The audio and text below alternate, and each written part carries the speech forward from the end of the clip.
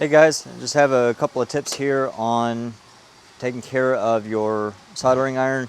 So first of all, when you first turn it on, once it heats up, I always will add some solder to it. Get it nice and covered in there. I'll clean it off, and then I'll add some solder to the tip just to help with the heat transfer. And then I'll apply it to the workpiece, and then when I'm done, I'm not doing a whole video on solder on this time, just storage.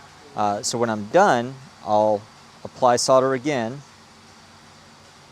just like that, all over it, liberal amounts of solder, and then I'll clean it off. I like to use like a brass wool instead of a sponge, because with the sponge it'll cool off the tip while you're soldering, which I don't like doing.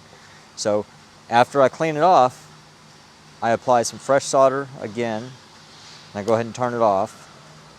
I'll apply some fresh solder again, which will help protect the tip of it from oxidation as it's cooling and during storage. I just kind of flick off any excess, and that's all I do.